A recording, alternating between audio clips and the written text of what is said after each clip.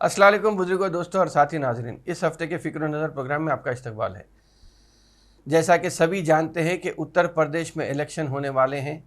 10 फरवरी से 7 मार्च तक इलेक्शन होने वाले हैं और इंतखाबी माहौल वहाँ पे काफ़ी गर्मा चुका है। और अभी जो सूरत हाल है वो उत्तर प्रदेश को जंगल राज बताने में या जंगली रियासत बताने में कोई कमी बाकी नहीं रही, क्योंकि मीरठ के करीब टोल प्लाजा पर असदुद्दीन ओवैसी सदर कुल हिंद मजलिस इत्तेहादुल मुस्लिम रुकन पार्लियामेंट हैदराबाद के ऊपर हमला हुआ है। इनकी गाड़ी पर 4 राउंड फायरिंग की गई हैं। 2 गोलियां गाड़ी में पेवस्त हुई हैं और दूसरी गोलियों से टायर पंक्चर हो गया है। हमलावर फरार हो गए। बाद में खबर ये भी आई कि हमलावर 2 भी शुभम और दूसरा आदमी दोनों गिरफ्तार भी कर लिए गए हैं। तमाम वाक़े पर गौर करें तो पता चलता है कि गोदी मीडिया ने इस खबर को इंतहाई अहम खबर के तौर पे पेश किया है। गोदी मीडिया, आप कैसा भी जानते हैं कि किसी भी हालत में मुस्लिम वोटों को तकसीम करने की कोशिश में लगा हुआ है। आपको याद होगा कि कुछ ऐसा ही वाक़या एक असदुद्दीन ओवैसी के ही घर पे दिल्ली में उनके घर पे हमला हुआ था और वहाँ पर भी कुछ खिड़कियों को या शीशे तोड़ने के या नेम प्लेट तोड़ने की एक बात आई थी। अगर गौर करेंगे तो ऐसा वाक़या अगर होता है या असदुद्दीन ओवैसी पे हमला होता है तो इसका फ़ायदा किसको होगा? ये उत्तर प्रदेश के मुसलमानों को सोचना होगा, क्योंकि इलेक्शन में वो अपना वोट डालने से पहले अगर इस पर गौर करते हैं तो ये बहुत ही कामयाबी की सोच हो सकती है। ये दरअसल मुस्लिम वोटों को समाजवादी पार्टी से दूर करने की एक साजिश हो सकती है।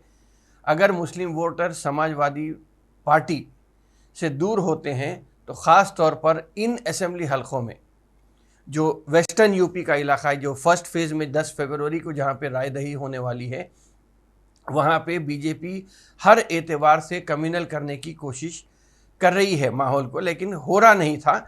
लेकिन इत्तेफाक से 2 लोग आए और असदुद्दीन ओवैसी की गाड़ी पे हमला करके चले गए। इस बारे में मुसलमान, ख़ास तौर पे उत्तर प्रदेश के मुसलमानों को सोचना होगा। इस खबर को असदुद्दीन ओवैसी ही ट्वीट करके आवाम तक ये बात को पहुँचाए कि उनकी गाड़ी पर लोग हमला किए हैं। इस तमाम सिलसिले से अच्छी तरह पता चलता है कि हमले का मकसद क्या होगा।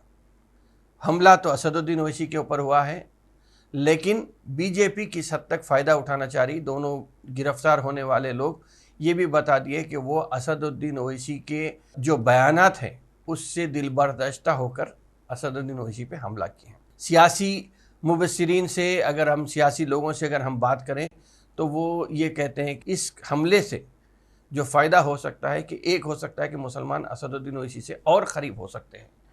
दूसरा ये हो सकता है कि मुसलमान अगर असदुद्दीन ओवैसी के क़रीब होते हैं तो इसका डायरेक्ट नुकसान समाजवादी पार्टी को होगा और डायरेक्ट फ़ायदा बीजेपी को होगा।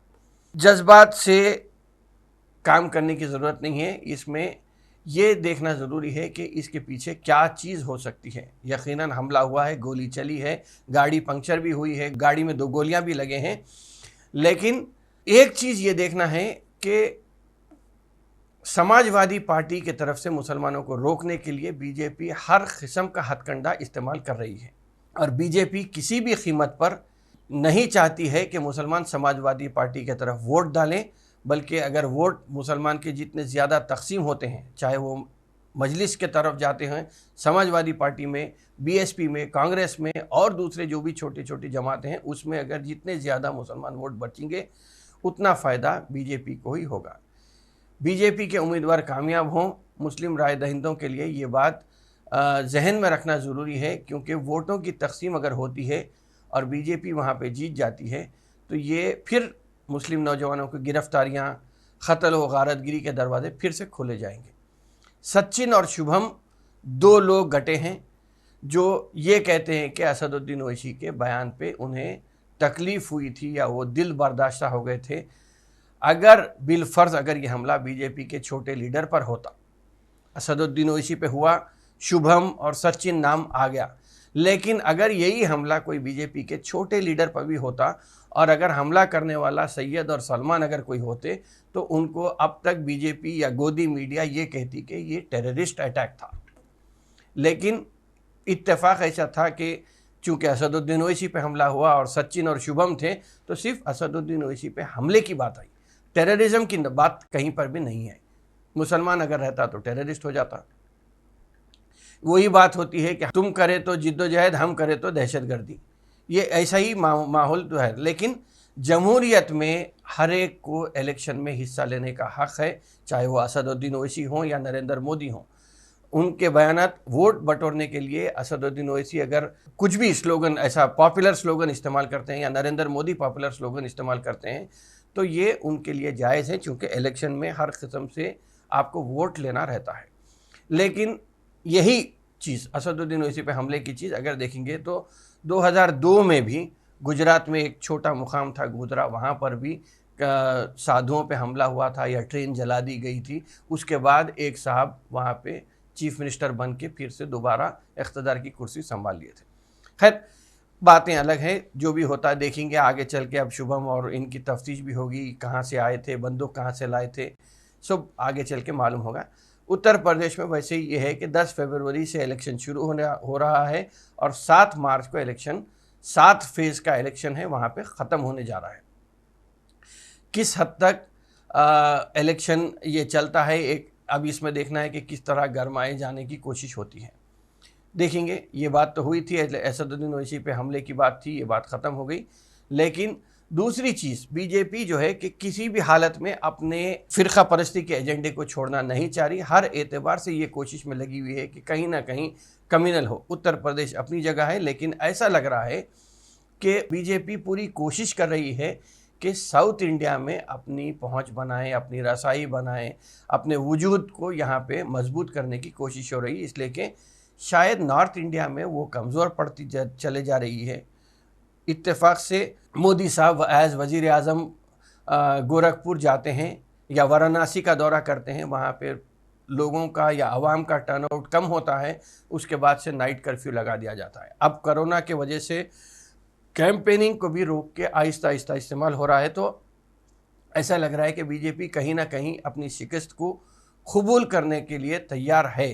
हो सकता कि वहाँ पे मखलूत हुकूमत भी आएगी, लेकिन मखलूत हुकूमत आई तो सेंटर और स्टेट दोनों मिला के अपोजिशन के उम्मीदवारों को ख़रीद कर फिर से हुकूमत वहाँ पे बीजेपी बना सकती है। लेकिन नॉर्थ में अपने कमज़ोर मुजाहरे का पेश क़यासी करते हुए शायद ऐसा लग रहा है कि बीजेपी हर एतबार से साउथ इंडिया में कोशिश कर रही है। और साउथ इंडिया में उनकी शायद जो वेस्टर्न इंडिया में गुजरात है, उसको उसी का एक लेबॉरेटरी के तौर पे कर्नाटका में यहाँ पे कोशिश कर रहे हैं। अगर कर्नाटका की बात करेंगे तो बीजेपी को जनूबी हिंद में सिर्फ कर्नाटक में दाखिला हासिल हुआ है और वहाँ भी बीजेपी इक़्तिदार से महरूम हुई थी। लेकिन बीजेपी ने पीछे का रास्ता इख्तियार करते हुए मुंतखबा और कारकर्द हुकूमत जो जेडीएस कांग्रेस की थी, साजिशों के ज़रिए इक़्तिदार से महरूम कर दिया और ख़ुद पिछले दरवाजे से इक़्तिदार पर काबिज़ हो गई। जनूबी हिंद की किसी भी और रियासत में बीजेपी को ताकतवर मौक़िफ़ हासिल नहीं हुआ है। बीजेपी किसी भी कीमत पर जनूबी हिंद में भी अपने वजूद को मुस्तहकम करने की एक लगातार कोशिश कर रही है। ऐसे में बीजेपी के पास अब कर्नाटका वाहिद रियासत है, इसलिए कि तेलंगाना और आंध्रा में बीजेपी का ना पहले से कोई वजूद था, ना केडर है, ना उनको वोट उतने मिल सकते हैं। हाँ, अगर ये बात अलग है कि अवाम बीजेपी की तरफ जाते हैं तो ये बात अलग होती है। लेकिन फिल वक़्त कर्नाटका ही एक वाहिद रियासत है जहाँ पे बीजेपी पूरी कोशिश कर रही है कि कुछ ना किसी तरीके से वहाँ पे कम्युनलाइज करके, वैसे भी जो समंदरी इलाका है, हुबली, धारवाड़, बेलगाम का जो इलाका है, वहाँ पे बीजेपी कम्युनल करते हुए चले जा रही है। कर्नाटका में, कर्नाटका बहरहाल एक ऐसी वाहिद रियासत है जहाँ वो अपने एजेंडे पर ढरले से अमल करना शुरू कर चुकी है। ऐसा लगता है कि जिस तरह गुजरात को माजी में बीजेपी ने हिंदुत्व की तजुर्बेगाह बनाया था, उसी तरह अब जनूबी हिंद में भी कर्नाटक को बीजेपी एक बार फिर तजुर्बेगाह बनाते हुए काम करने पर उतर आई है। हर किस्म से कम्युनल काम करने के लिए वक्फे से ऐसे इक़दाम किए जा रहे हैं जिनके नतीजे में मुसलमानों में और दूसरी अक़लियतों में बेचैनी पैदा होने लगी है। अब मुस्लिम लड़कियों को हिजाब के इस्तेमाल से रोकने की एक कोशिश तेज़ हो गई है, चंद दिन कबल लड़कियों को हिजाब इस्तेमाल करने पर कॉलेज में दाखिले से रोका गया था। अब फिर एक बार उडुपी के इलाके में मुस्लिम लड़कियों को रोकने की कोशिश हो रही है। ये चंद यूरोपीय ममालिक की मुस्लिम दुश्मनी की रिवायत थी, जहाँ पे नकाब को एक निशाना बनाया था। अब उसी को यहाँ पे बीजेपी हर एतबार से रोकने की एक कोशिश कर रही है। हिजाब का इस्तेमाल हो या पसंद के कपड़े का इस्तेमाल हो, हर हिंदुस्तानी का दस्तूरी हक़ है। आज़ादी के बाद से आज तक ये रिवायत रही है कि हर कोई अपनी पसंद का लिबास ज़ेब तन कर सकता है। हिजाब को पसंद करने वाली ख़वातीन इसे पहनती हैं। कोई आम आदमी नहीं है जो हिजाब पहनता, जिसको पसंद है वही पहनते हैं।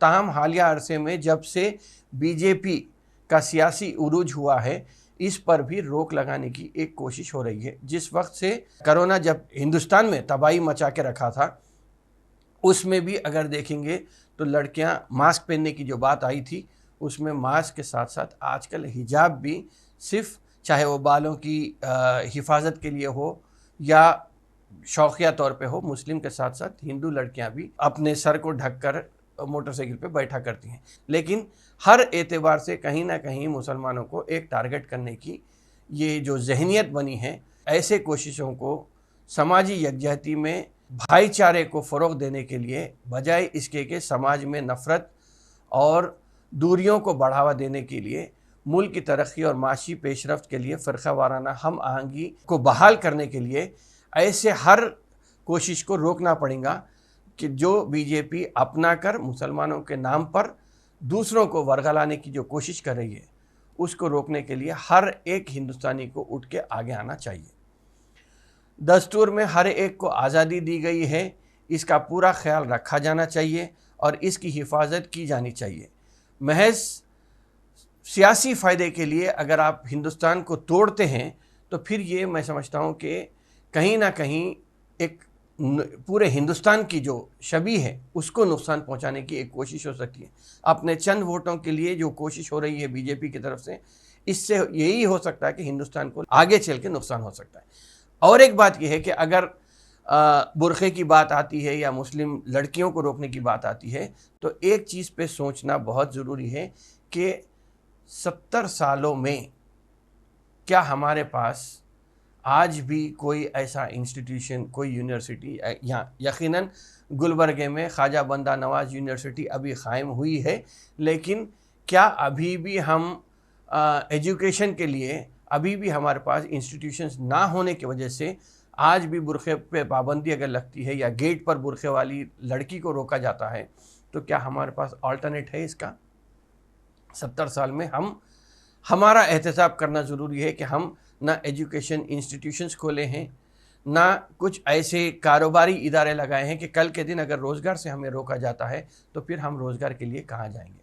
कुछ ना कुछ एक सॉलिड फाउंडेशन होना चाहिए था जो मुसलमानों के लिए काम आ सकता था। लेकिन अफसोस है कि हम ये चीज़ में नाकाम हुए हैं। लेकिन आइंदा के लिए, मुस्तकबिल की प्लानिंग के लिए, मनसूबाबंदी के लिए हम एक कोशिश कर सकते हैं, जिससे कि हम ऐसे फ़िरक़ा परस्त माहौल में उसका डट कर मुकाबला करने के लिए अल्टरनेट हमारा भी तैयार होना चाहिए। चाहे वो यूनिवर्सिटी हो, कॉलेज हो, स्कूल हो, कुछ भी हो, इसके लिए हम आहिस्ता आहिस्ता अपने आप को कौम में, मुस्लिम समाज में तालीमी बेदारी के लिए हमारे कॉलेजेस होना चाहिए, यूनिवर्सिटीज़ होना चाहिए, प्रोफेशनल कॉलेजेस होना चाहिए, स्कूल्स होना चाहिए। हर एतबार से अपने आप को तैयार करें ताकि हम समाज में हर एक के साथ कदम से कदम मिलाकर आगे बढ़ सकें। खैर, बहरहाल ये बात थी। हर एतबार से बीजेपी कोशिश कर रही है, तो उत्तर प्रदेश में एक वाक़या होता है तो दूसरी लेबॉरेटरी के तौर पे कर्नाटका को इस्तेमाल करने की कोशिश हो रही है। इसको रोकने के लिए जो सेक्युलर हुकूमत है उन्हें काम करना है।